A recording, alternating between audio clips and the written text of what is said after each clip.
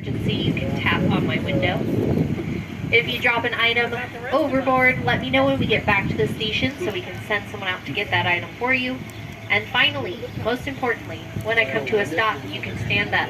I just ask that as soon as I get moving again, please get seated for me. So a perfect opportunity here on your passenger side. We'll come to a stop because African cheetahs, we gotta take advantage, right? So you're looking off to your passenger side, right-hand side of the vehicle, African cheetah right on the edge of the habitat. Cheetahs can reach top speeds of about 70 miles per hour. They can maintain that speed for about 30 seconds. So as long as their item of prey can outlast those 30 seconds, they should be able to escape the clutches of the cheetah. Now if you focus your attention over to your driver's side, look at all the activity happening out here in East Africa. We've got wildebeest making their way across the base of the hill.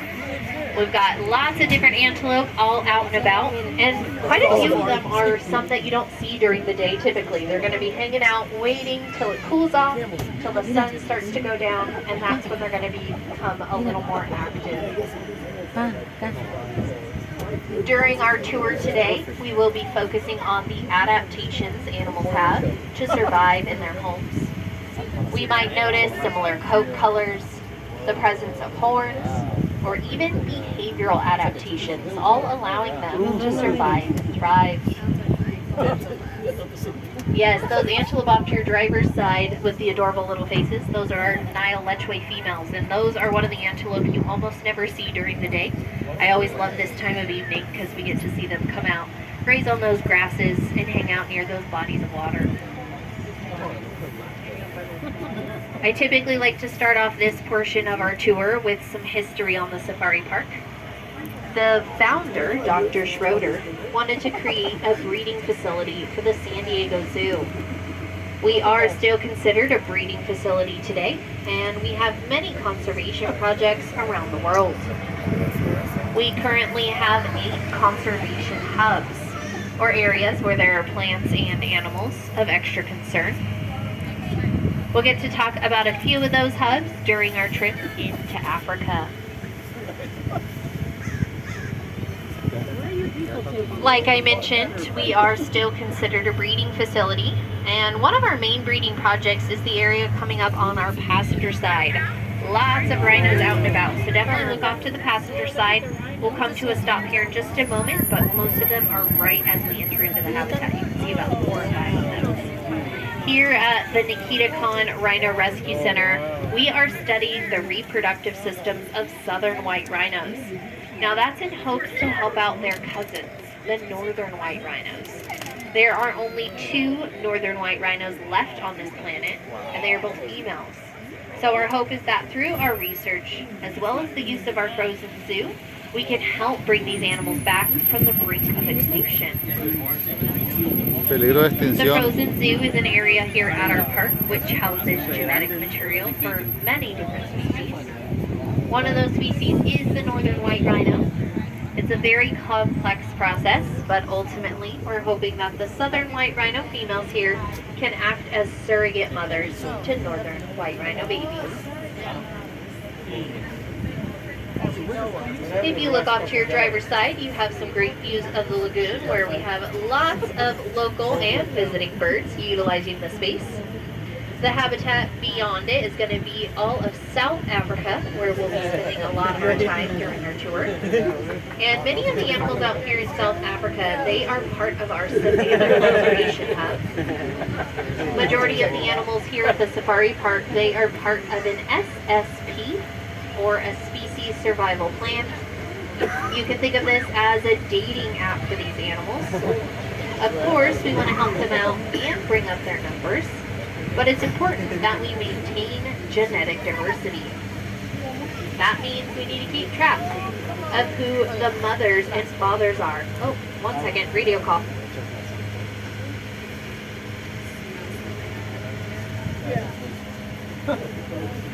Spotted a male. It's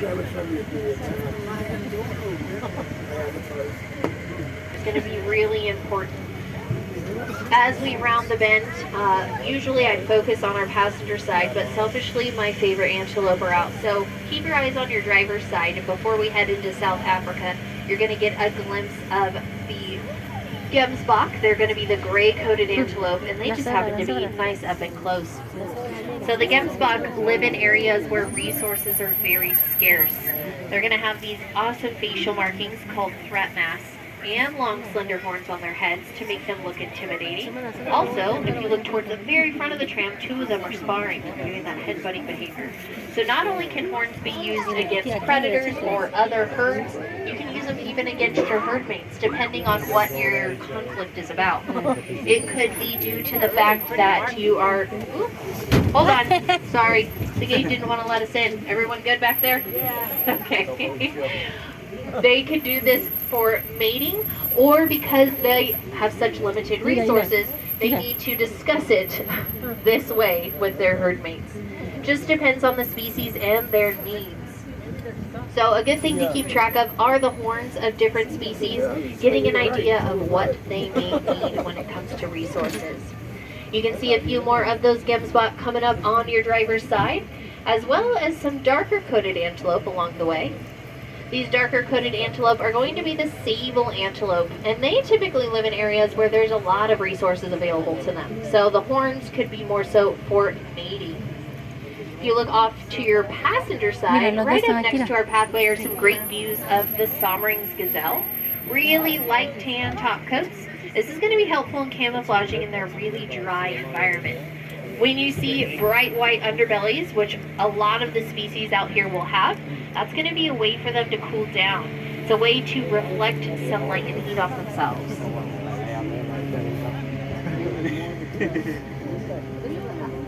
Like I mentioned, this is a great time of the day to take the tram. There's a lot of activity, a lot of movement in the field.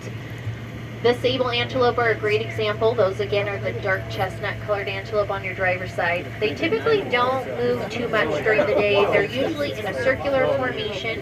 It's called an alert circle, where they're all keeping eyes out for any potential predators coming their way. This is really important when you have youngsters in your herd, because you want to give your little ones the best chance at survival. You can see way off in the distance on your driver's side, the Cape Buffalo are making their way to a new spot, so that's exciting. We'll hopefully get to see them a little later on. But nice up and close to our pathway are some of the largest antelope species. There are these light tan colored antelope called the Patterson's Eland. These antelope are really well adapted to move around into many different environments. So for example, they have these long spiral horns on their heads, which they can use to pull down branches of trees if they need some extra food options.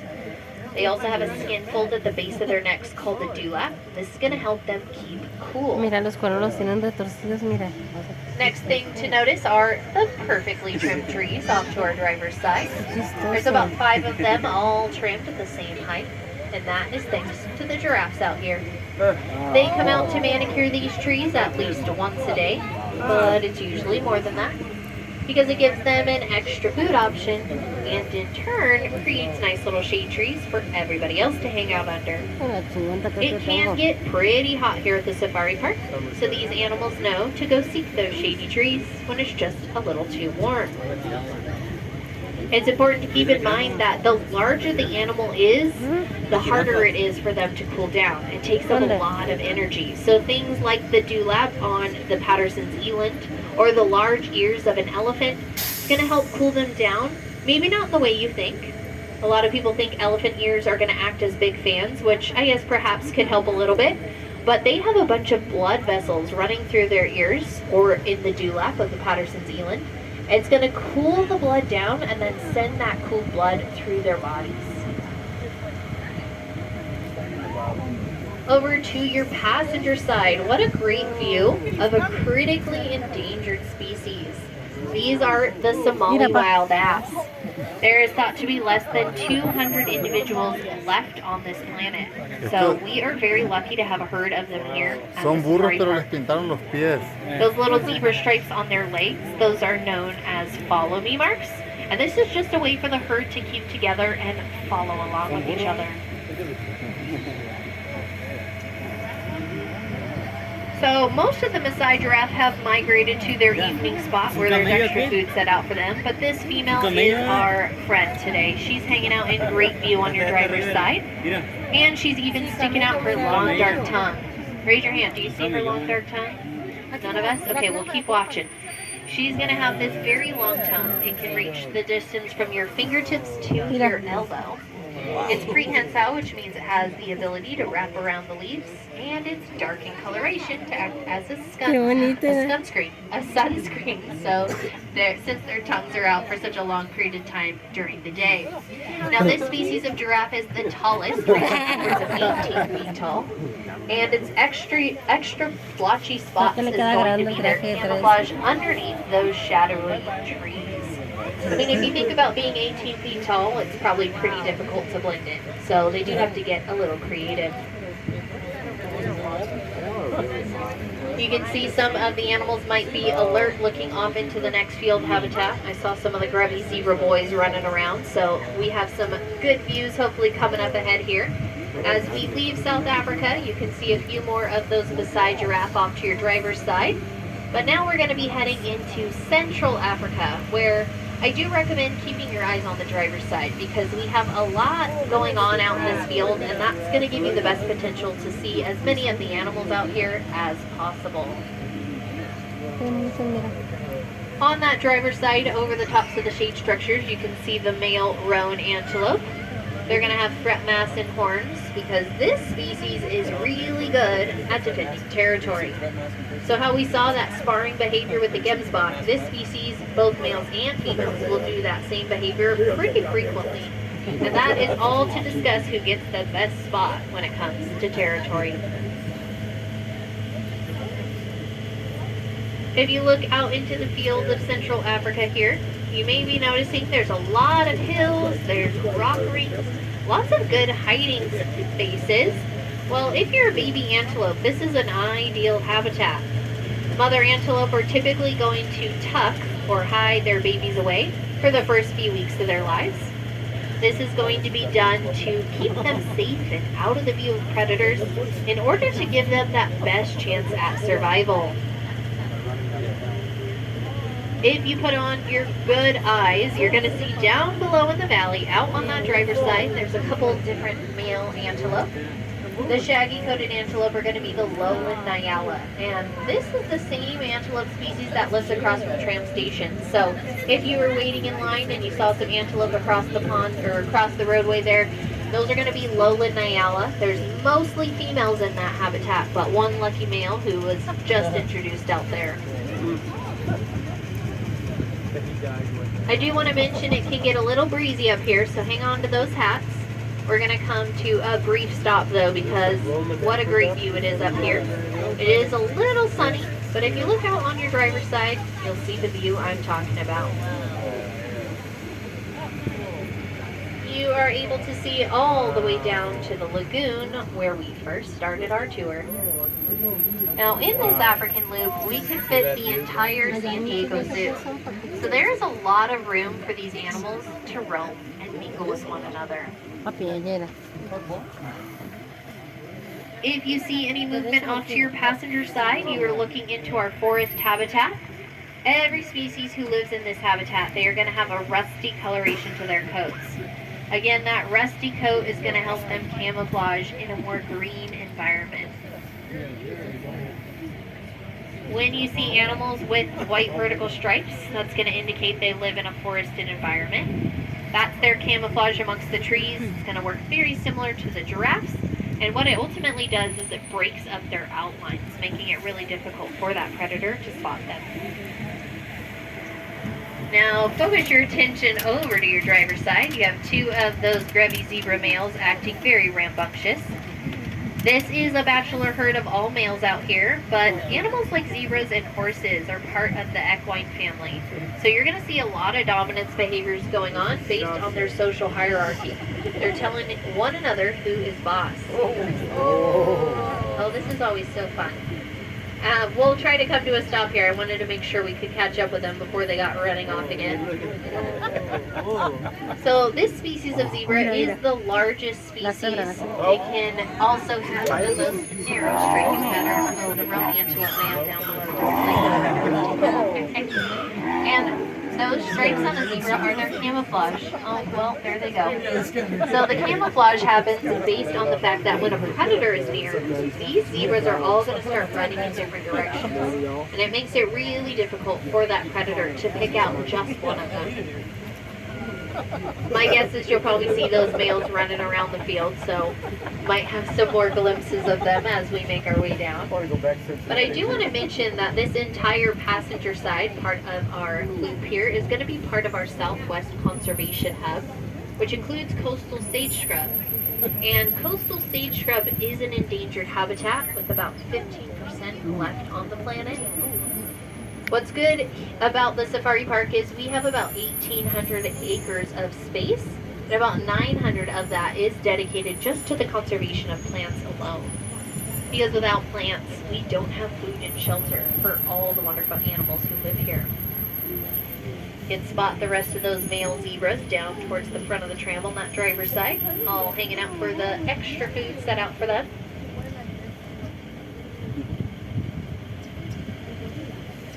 While we're making our way down the hillside, there are some trees to keep your eyes peeled for.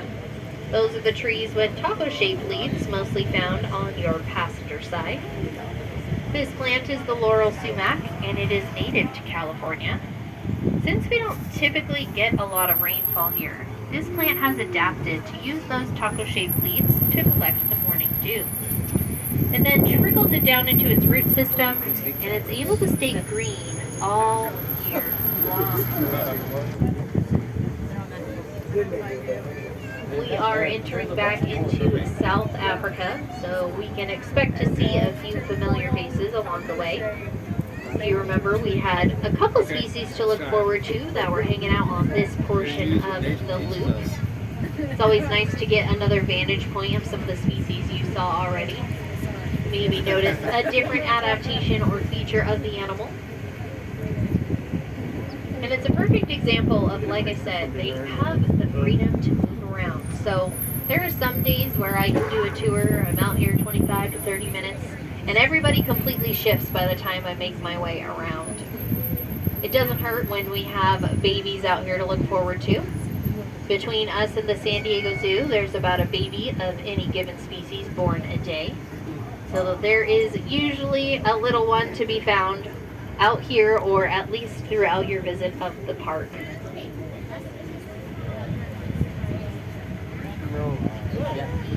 The rest of the Patterson's eland herd can be spotted off to your driver's side. We'll see if we can catch up with those Cape buffalo who are on the move. Sure enough, they're off to our driver's side as well. Love when they're up nice and close like this. You'll find that they kind of mean mug you. They give you that look like, what are you doing here? Well, Cape buffalo are going to be one of the fiercest animals out here because they are one who will defend against predators. Their tactic is to circle up with one another and use their horns for protection. Notice though, their horns curve inwards rather than straight up. That's so they're not poking each other in the meantime. There is safety in numbers, so you want as many friends watching your back as possible. Pretty interesting dynamic right now. You have one of the largest animals out here, the Cape buffalo, hanging out near one of the smallest, the springbok, also out on your driver's side. Ooh, you got some cronky going on. They're going to do that little spring into the ears where they get their name. This is usually to show off their fitness. In this case, it's probably going to be towards mates. Not a lot of danger out here, but potentially showing off to those Cape buffalo, don't come after me. Right below us, notice these shaggy-coated antelope. These are the Lipson waterbuck.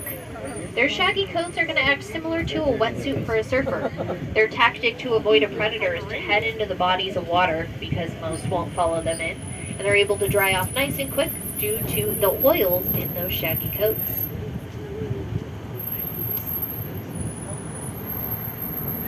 If you remember back towards the beginning of the tour, we did start off with a little history on the safari park.